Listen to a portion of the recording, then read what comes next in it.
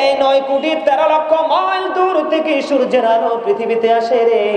ও বন্ধু, আমরা তাপটা নিতে পারি না, ঠিক কিনা বলেন? কিন্তু ওই হাসরের ময়দানে আপনার আমার মাথার উপরে ডিরেক্ট 100 হাত উপরে থাকবে সূর্যটা। এত তাপ হবে রে, এত গরম হবে রে, মাথার মগজ উতরাবে, শরীরটা ঘামতে থাকবে, দুর্গন্ধময় হয়ে যাবে পরিবেশ। বন্ধু, কারণ তোমাকে আমি আগেই বলে দিয়েছি, ইদাস সামাউন ফাতারাত, আকাশ সেদিন বন্ধু ভেঙে যাবে, আকাশ থাকবে না সেদিন, শুধুমাত্র থাকবে আমার আল্লাহর আরশ, শুধু থাকবে আল্লাহর আরশের ছায়া। সেদিন তুমি কি করবে রে? এই ভয়ঙ্কর পরিবেশের মধ্যে তোমাকে থাকতে হবে। ওই যে বলেছি, বাঁচতে পারবা না, মরতে পারবা না, ওখান থেকে বন্ধু তুমি পালাইতেও পারবা না। দুনিয়ার সয় সম্পত্তি, মা বাবা, সন্তান, কিছুই তুমি খুঁজে পাবা না। জোরে জোরে বলেন না নাউজুবিল্লাহ। নিতে পারবো সেদিন এটা, কিন্তু নিতে হবে। বাঁচার সুযোগ নাই, মরারও সুযোগ নাই, ওখান থেকে বন্ধু পালিয়ে যাওয়ারও কোনো সুযোগ নাই। শুধু এখানেই ক্ষান্ত নয়, আমি আপনাদেরকে আরো তথ্য দিতে চাই বন্ধু। জাহান্নামীদের সাজার কোনো শেষ নাই। আপনার জাহান্নামীদের যখন পানি পানি চিৎকার করবে, এত উত্তপ্ত গরম পানি তাদেরকে দেওয়া হবে, খাইতে দেওয়া হবে না, তাদের মাথার মধ্যে ঢেলা দেওয়া হবে। জোরে জোরে নাউজুবিল্লাহ। কে করা হবে? মাথার মধ্যে বন্ধু ঢেলে দেওয়া হবে। মাথার মধ্যে যখন ঢেলে দেওয়া হবে, মাথার মধ্যে ঢেলে দেওয়ার পরে এটা অটোমেটিক্যালি পেটের মধ্যে ঢুকবে। বন্ধু, এই পেটের মধ্যে ঢুকতে দেরি রে, ভিতর থেকে সব কিছু লিকুইড হয়ে যাবে জুসের মতো। নাউজুবিল্লাহ বলেন না। জুস দেখছেননি? কথা বলে না, বলেন না কেন? বলে হুজুর দেখছি না, খাইছিও, এখনো খাই। জুসটা কিন্তু পানি না।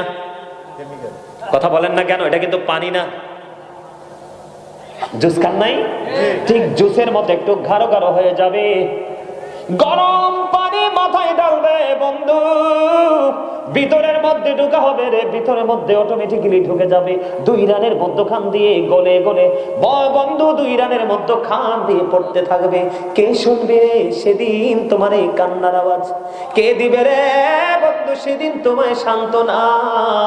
কেউ কি তুমি সেদিন তোমার খুঁজে পাবা না? এত ভয়ঙ্কর হবে। কেমন ভয়ঙ্কর হবে রে?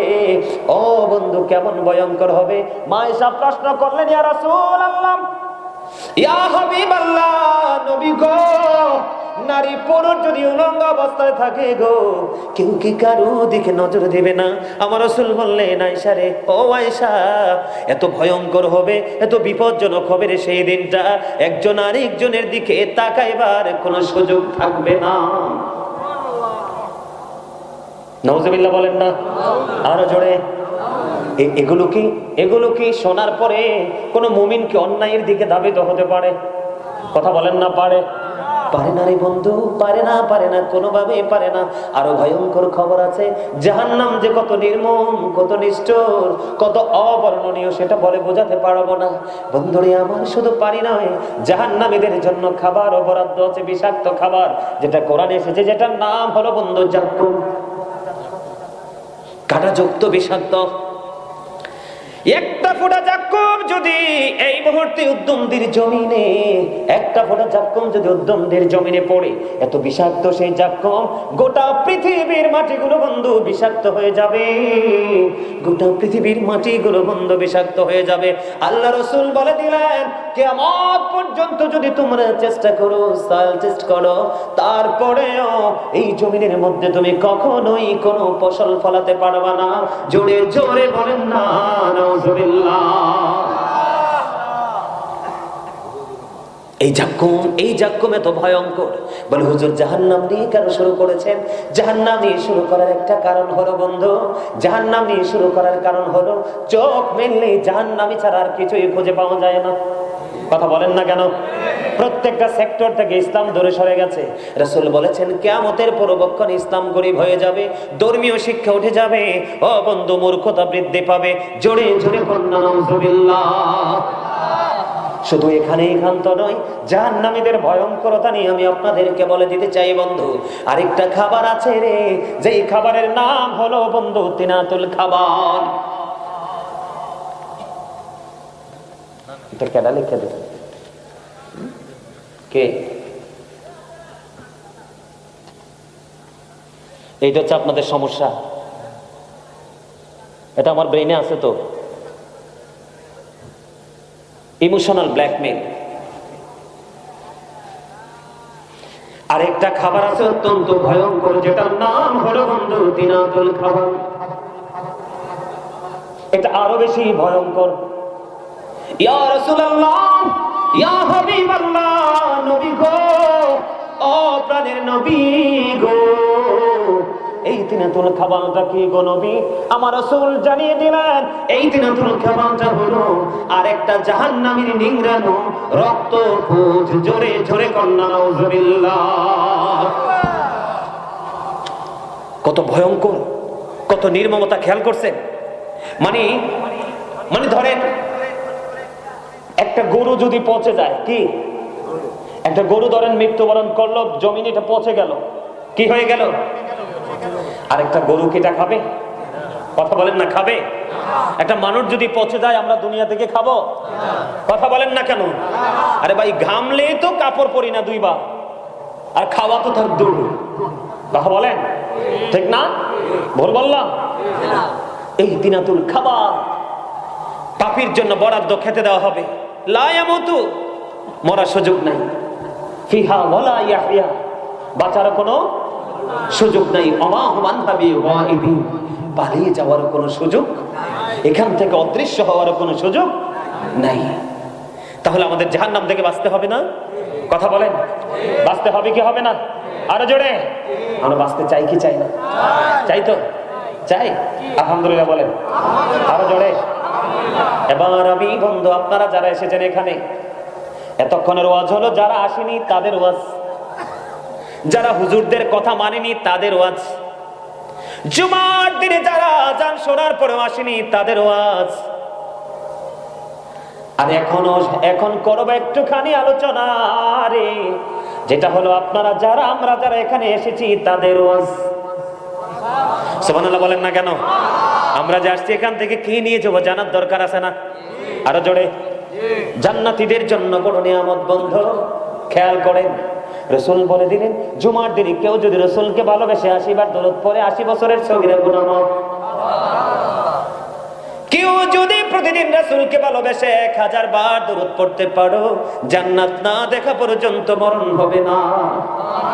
দাইলামে শরীফের হাদিস, হাদিসের রাবী হলেন হযরতে আনাস রাদিয়াল্লাহু তাআলা আনহু। নিয়ামত কিনা? আরো জোরে বলেন না। আমি একটু জিকির করছি কিনা? সায়েন্টিফিকদের বক্তব্য হলো জিকা ইজ দা হার্ট মেডিসিন, জিকির হলো হার্টের ওষুধ। আল্লাহ কোরআনে বলতেছেন remember me then I will remember you. আল্লাহ বলতেছেন ফাযকুরুনি আযকুরুকুম, তোমরা আমাকে স্মরণ করো আমি তোমাদেরকে স্মরণ করব। আমরা যে আসছি আমাদের লাভ। আমার রাসূল বললেন, আমি আপনারা দেখেছেন কিনা জানি না, এখান থেকে একটা টিস্যু নিয়ে এই জায়গাটা একটু মুছেছিলাম, এখানে ময়লা ছিল, আমি টিস্যু দিয়ে আবার একটু প্র্যাকটিক্যালি দেখাই আপনাদের শেখার জন্য। যদিও এটা একটু অপচয় হচ্ছে তারপরও করতে হবে। এখানে ময়লা আছে, এতক্ষণ কথা বলেছি, থুতু পড়লো কি পড়লো, আমার কাছে খারাপ লাগে, আমি এবার কি করে দিলাম, মুছে দিলাম। ময়লা কোথায়? টিস্যুর মধ্যে। এখন ফালাই দিলাম কোথায়? ধরেন ধুলাবালিতে, অরিজিনাল ময়লার সাথে যুক্ত করে দিলাম, ঠিক কিনা বলেন? মূলত এখানে আর ময়লা নাই। আপনি যে জান্নাতের বাগানে আসলেন, বসলেন, জিকির করলেন, আমার রাসূল বললেন এমন ভাবে জিকির করো মানুষ দেখলে জানো তোমাদেরকে পাগল বলে। হুজুর কেন করব গো? এই কারণে করব। রাসূল বললেন গাজী সুলাইমান যেমন করে টিস্যু পেপার দিয়ে ময়লা দূর করে দিল, তেমনি ভাবে তোমার পথ চলায় শয়তানের প্ররোচনায় পড়ে অপরাধ হতেই পারে। যত বেশি জিকির করবা, এই জিকির তোমাকে ময়লা থেকে মুক্ত করে দিবে, তার মানে গুনাহগুলো মাফ করে দিবে। জোরে কন্যা সুবহানাল্লাহ, আর জোরে বলেন না সুবহানাল্লাহ। আমার বন্ধু, আত্মবিশ্বাস আপনারা আমাকে মহব্বত করেছেন, নাইলে কিন্তু এখানে এইভাবে বসতেন না। প্যান্ডেলের অবস্থা ভালো ছিল না, ঠিক কিনা বলেন? এখন কিন্তু সুন্দর হয়ে গেছে, ঠিক কিনা বলেন? বন্ধু আমার দিকে তাকান, আমি কি বলতে চাই? আল্লাহ রাব্বুল আলামিন বলে দিয়েছেন ইয়া আইয়ুহাল্লাযীনা আমানু যিকুরুল্লাহা যিকরান কাসীরা ওয়াসাব্বিহুহু বুকরাতান ওয়াসীলা।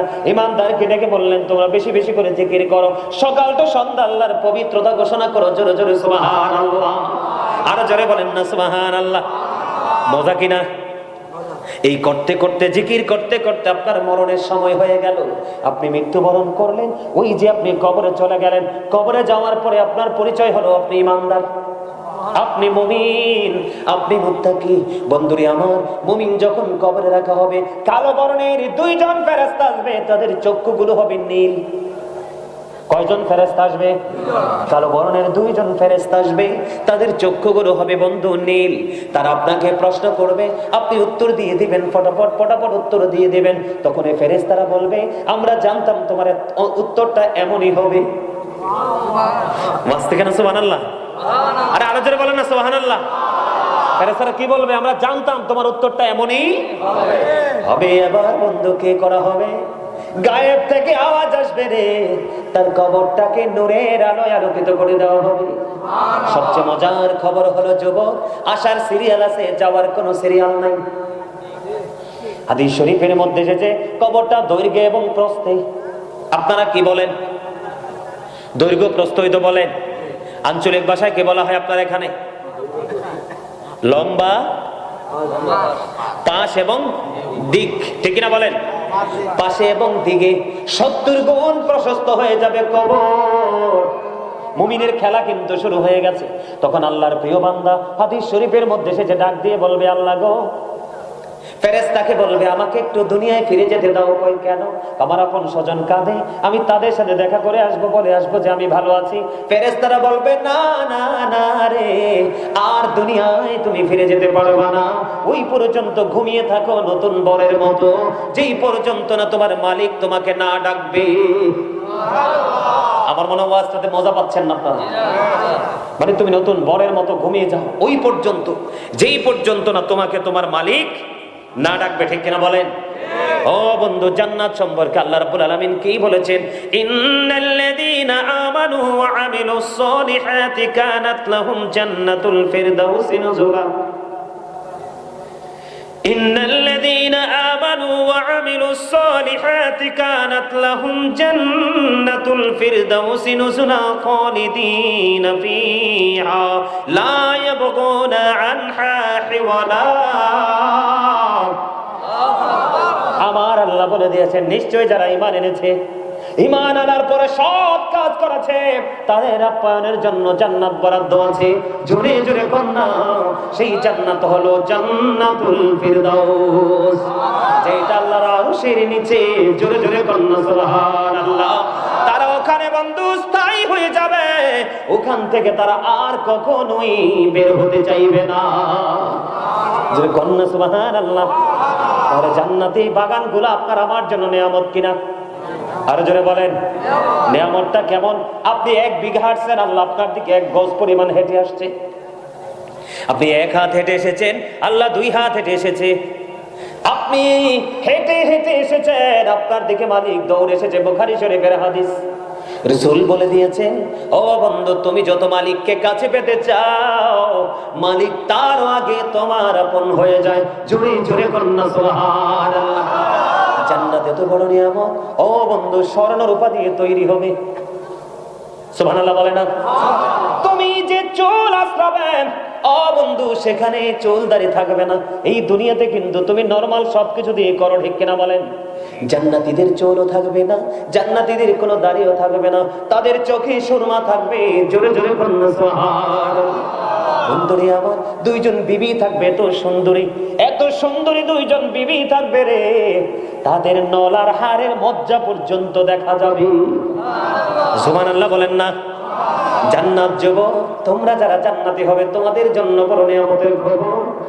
এই জান্নাতের মধ্যে এমন নিয়ামত আছে, ওই জান্নাতীরা যা চাইবে তাই সেখানে বরাদ্দ আছে। সুবহানাল্লাহ বলেন না কেন? সবুজ রঙের পাখি এসে বলবে, আমাকে কি তুমি ভুনা করে খেতে চাও? জান্নাতি বলবেন, হ্যাঁ, আমি তোমাকে খেতে চাই। সঙ্গে সঙ্গে সবুজ পাখিটা ভুনা হয়ে আসবে জান্নাতীর সামনে, জান্নাতি ভক্ষণ করতে থাকবে।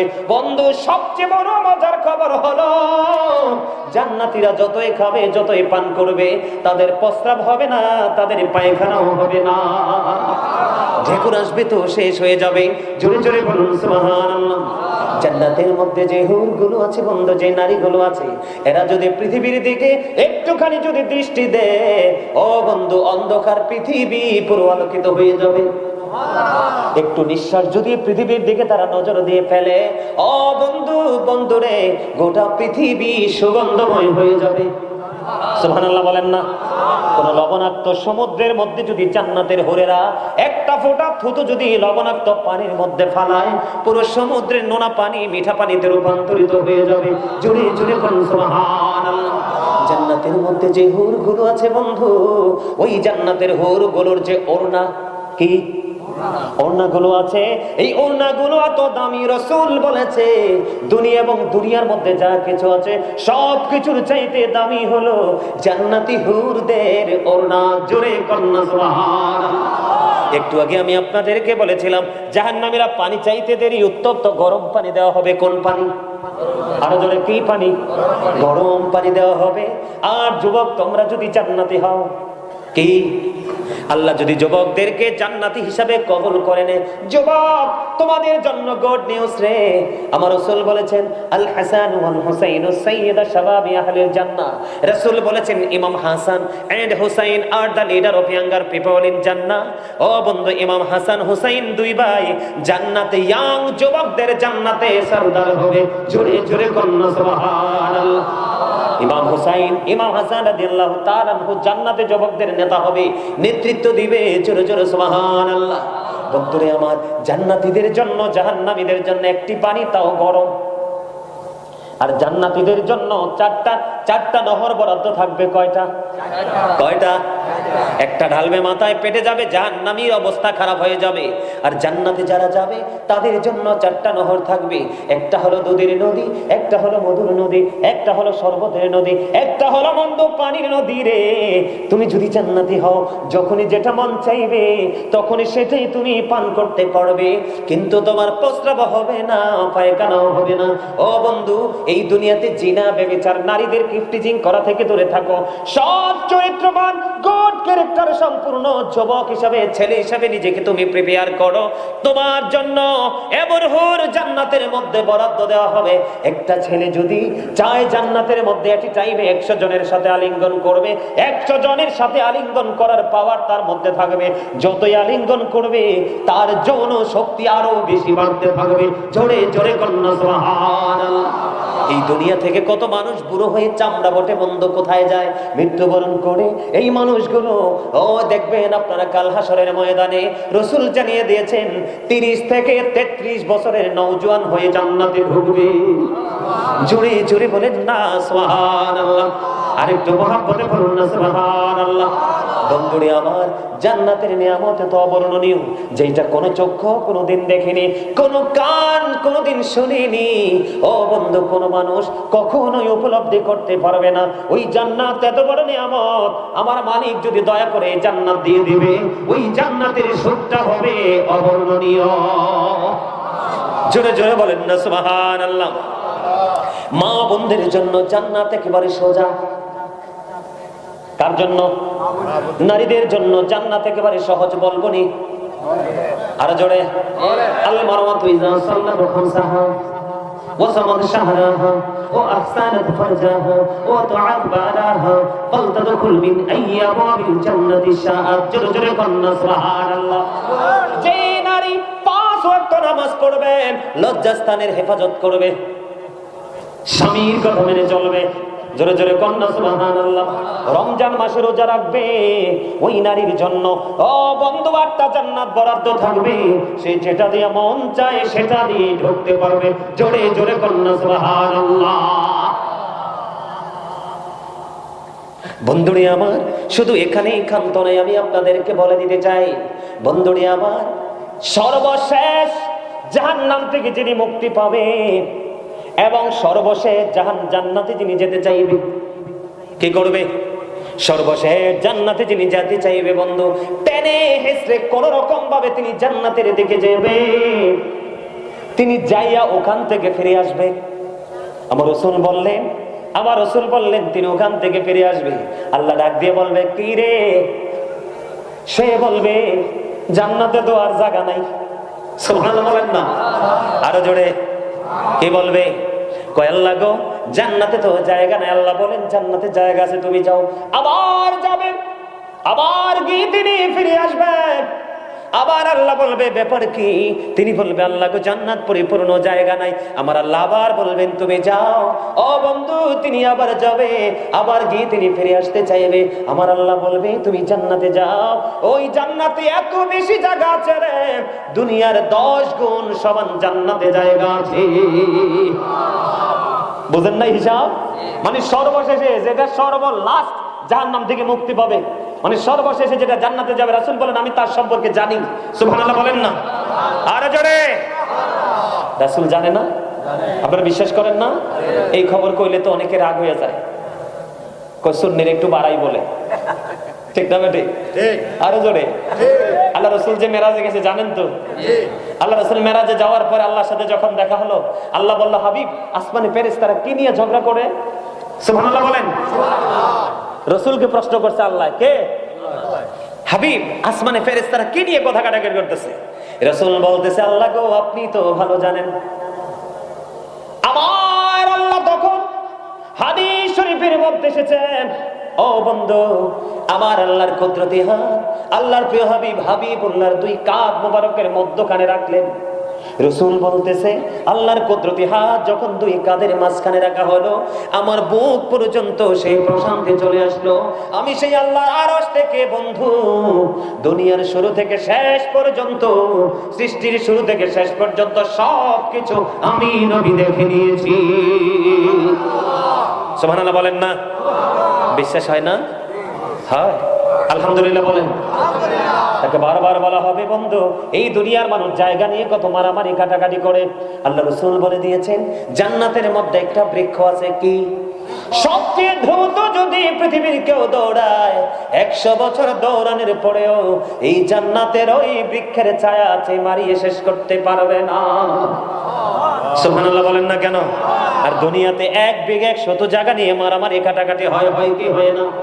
বন্ধুরে আমার, আল্লাহ রাসূল জানিয়ে দিয়েছেন জান্নাতের মধ্যে 100টার মতো স্তর আছে। কয়টা? মিনিমাম 100 স্তর আছে। কত শত? 100 স্তর আছে রে। ও বন্ধু, একটা স্তর থেকে আরেকটা স্তরের দূরত্ব আসমান এবং জমিনের মধ্যখানে যতটুকু দূরত্ব, ততটুকু সমপরিমাণ দূরত্ব। জোরে জোরে কন্যা সুবহানাল্লাহ। এই জান্নাত বরাদ্দ করে রাখছে। মুসলমানের 73টা দল, 72টা জাহান্নামে যাবে। আপনি হিসাব করেন কি পরিমাণ চাপ। জাহান্নাম কয়টা? 7টা। কয়টা? 7টা। আর জান্নাত কয়টা? মাত্র একটা দল। কয়টা দল? একটা দলের জন্য জান্নাত বরাদ্দ 8টা। সুবহানাল্লাহ কয় না কেন? এইখানে একটু রহস্য আমি একটা ভেঙে দিয়ে আলোচনা শেষ করে দিচ্ছি। দেখছো নি কাণ্ডটা? গড়িটা আমি স্টেজে উঠলে এত দ্রুত দৌড়ায়, এটার সাথে পারাই যায় না। বানলেও তো লাভ হইতো না আমার, তাই না? বাইন্দা বইটা তো আমারটা বন্ধ করলে হবে না চাচা, আমারটা বন্ধ করলে হবে না। প্রতিনিয়তই আজকে আপনাদের এখানে আসবা, এই যে কি জানি তার নাম আলামিন, তে তো আমার পাগল করে ফেলছে। এই পাগলটা আসেনি? নেই আছে, আমার কাছে গেছে, যে দেখা করে আসছে। আলামিন যেমন আপনারা যেমন ভালোবেসেছেন, চয়েস করেছেন, আসছি, এরকম প্রতিদিনই চলতেই থাকবে। আপনাদের কাছে ভাল লাগছে না আমার ওয়াজটা? কত কার কার কাছে ভাল লাগছে? সোজা করে হাত তোলেন, হাত নামান। এবার একটু ব্যাখ্যা করে দিব ছোট্ট করে। লাস্ট ব্যাখ্যাটা হলো, আমার দিকে তাকান, একবারে গুরুত্ব দিয়ে আলোচনাটা শুনবেন। আমরা সবার কালেমা কোনটা? লা ইলাহা ইল্লাল্লাহ মুহাম্মাদুর রাসূলুল্লাহ সাল্লাল্লাহু আলাইহি ওয়াসাল্লাম। সুবহানাল্লাহ। একটু খেয়াল করেন, কালেমার মধ্যে দিক 2টা। এখন কিন্তু আমাদের দেশে অনেক মানুষ আছে আল্লাহকে এক জায়গায় রাখে, রাসূলকে এক জায়গায় রাখে। আল্লাহ কিন্তু কোন জায়গা থেকে আল্লাহর হাবিবকে জুদা করে নাই। আল্লাহ যেখানে রাসূলকে সেখানে রাখছে, এটা আমরা বিশ্বাস করি তো?